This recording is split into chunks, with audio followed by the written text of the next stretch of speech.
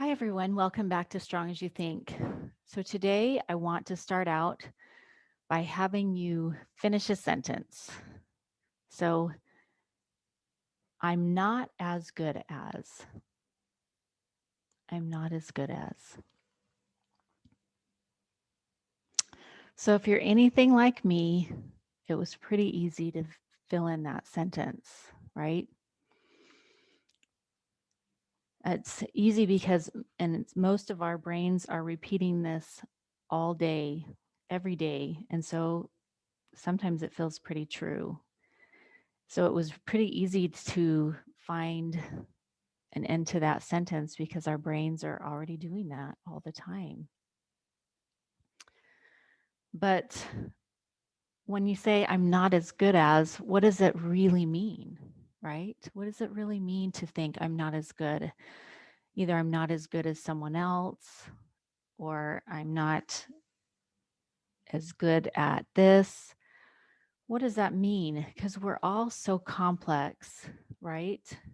We have so many different talents and gifts and circumstances and ideas. We're at different ages, we're at different points in our life. So, what does it really mean when we say we're not as good as, right? How could we even begin to make a formula that could measure all of the things about us and how they interact together and make really what is the amazing uniqueness that each of us all are? How could we even begin to have a formula that would accurately describe all that?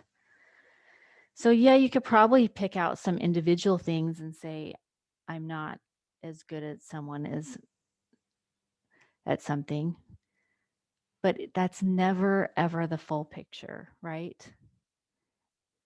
There's all so many things about us, so many different things, so many different points we are in different areas in our life that to pick that out and to compare yourself to someone like that, or just say, I'm not as good as, it's just never the full picture. But that's what our brain does, okay? It focuses on picking those things out. It wants to do that. It likes to tell you why you're not good enough. It actually wants to do that. It likes to find problems. It wants to find a problem. And sometimes it doesn't want to solve it. Because if you're not good enough, you probably shouldn't even try, right? Well, I already know I'm not good enough. So why even try? So when our brain tells us we're not good enough, it gives us an excuse to not try new things, to not put ourselves out there. It wants to keep us in the space that we know. Okay. Our brains really want to do that. And it thinks it's keeping us safe and it thinks it's keeping us happier. But in the end, we're not happy, are we? So, and that's part of what I can do in life coaching is it can help you kind of tease out some of these thoughts and beliefs that we don't even realize that are there, these things that are telling us that we're not good enough, that our brain is telling us like multiple times a day. I would even challenge you, if you don't believe this is true, whenever you even notice a negative thought, even just put a tick down on a paper, right? And I think you might be surprised at how much this I'm not as good at is going on in your brain and you don't even realize it. And I would even guess that as many times as you catch it, it's going on even more than that, right? And so this is something that I can help you do is to kind of figure out where this is going on, because if you don't even know it's there, it's hard to question it, isn't it? You have to be willing to look for those things and acknowledge they're there. And even if it feels embarrassing sometimes, because sometimes we feel embarrassed by what's going on in our brains. Like, why? I know I shouldn't think that. Why am I thinking that? And it almost feels embarrassing. But don't worry, because we all have crazy stuff going on in our brains. That's just how we work. We're all figuring it out. And it's not a problem. It's just being human. And being human doesn't have to be a problem. It's actually attractive. It makes us unique, it makes us different, and it helps us to be compassionate, it helps us to be more approachable, right? We think we want to show up as a perfect person, and we don't realize that perfection isn't always the most attractive quality.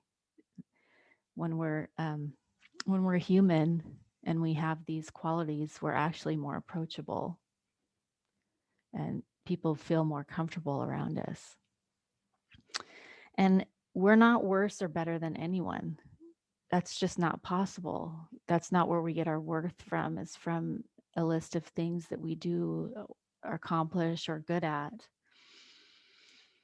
So if we can start playing with the thought that I'm no better or worse than anybody else, we're all kind of just along the same line of worth. We're just different. You know, um, we have a lot of unique qualities about us, but that doesn't make us worse or better. If we can play with believing that thought, how do you think we're going to show up in our lives? How do you, if we can all give ourselves the grace that we're just figuring things out, including ourselves, right? And if we give that grace to us, sometimes that's easier to give that grace to other people, or vice versa. If we can give that grace to other people, we can give it to ourselves, right? It kind of, when we allow that we're just figuring things out, then how are we showing up? I think we're showing up with a lot more kindness, a lot more openness. At least that's how I feel. So I want to challenge you this week to think about I'm not as good as, and see if that really is showing up for you. And if it is, question it. And realize that if you're not perfect, maybe that's a blessing too.